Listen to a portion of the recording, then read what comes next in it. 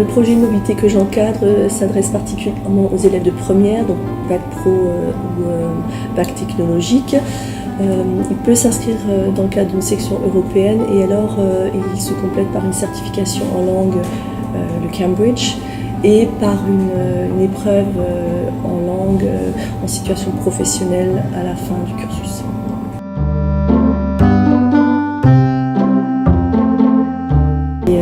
Les destinations sont liées donc à l'historique de l'établissement et aux liens privilégiés qu'ont les enseignants à l'étranger.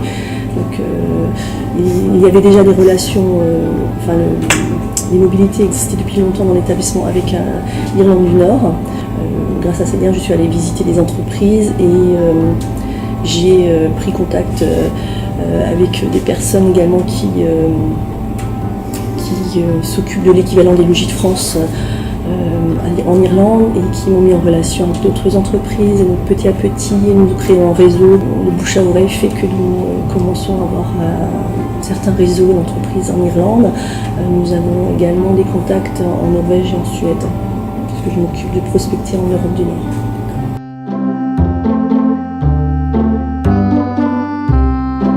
Tout d'abord, c'est une démarche personnelle. L'élève postule.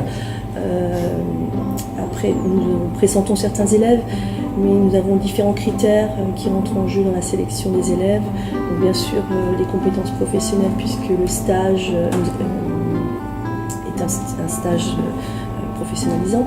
Donc, les compétences professionnelles, les résultats scolaires, le niveau en langue, mais nous prenons aussi en compte l'autonomie, la maturité de l'élève et son application dans l'établissement. Nous veillons particulièrement à ce que les élèves qui sont très motivés mais qui auraient des difficultés puissent également bénéficier de ce dispositif avec un accompagnement un peu plus spécifique. Donc il me tient particulièrement à cœur de vraiment faire correspondre l'identité de l'entreprise et un profil d'élèves. On connaît bien l'entreprise, on connaît bien la zone géographique, on connaît bien le type de clientèle, la cuisine qu'ils servent et l'encadrement. Et donc il faut vraiment faire correspondre l'entreprise à l'élève et créer une rencontre qui soit positive pour les deux. Voilà. Il faut que ça reste vraiment une expérience bénéfique pour les deux.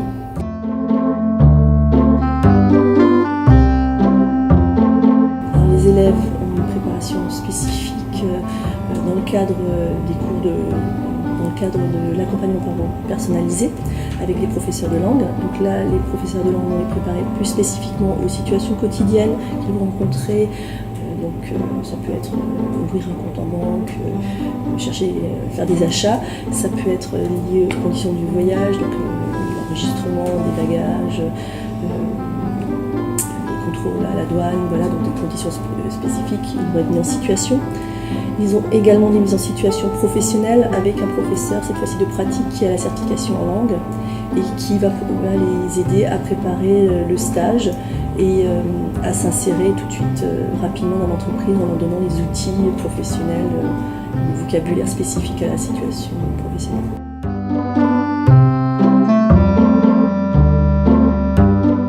Alors nous essayons chaque année de visiter les élèves pendant leur stage. Nous essayons de rencontrer l'élève sur place, nous rencontrons l'entreprise et nous évaluons les élèves avec la même grille, puisque c'est la même grille qui est utilisée, que ce soit en France ou en Irlande. Et c'est vrai que le fait d'avoir un projet spécifique avec l'élève, de le suivre en amont de l'entreprise, en amont du stage, d'aller le visiter sur place, de l'aider et d'être son référent lorsqu'il est sur place, puisqu'il peut appeler le professeur à tout moment s'il y a un problème. C'est vrai qu'après on connaît très bien les élèves et on peut aussi les suivre plus particulièrement, effectivement, donc il y a des liens spécifiques.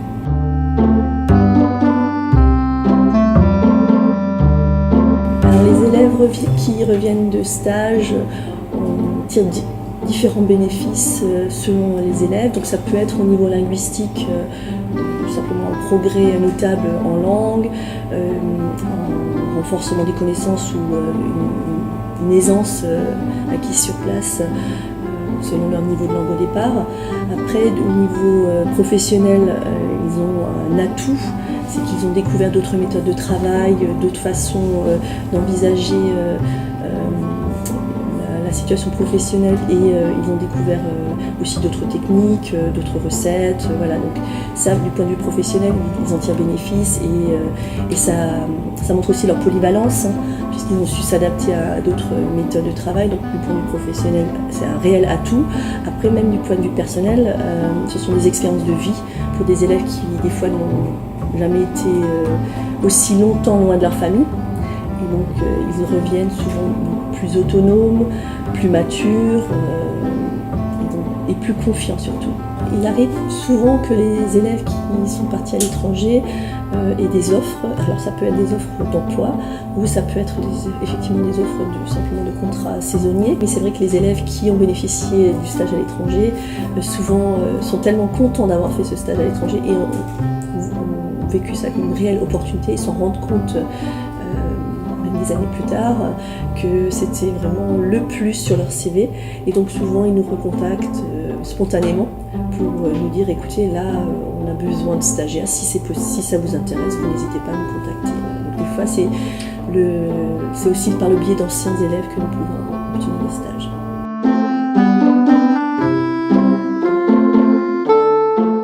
Alors pour monter un projet de mobilité, donc il faut d'abord pouvoir compter sur vraiment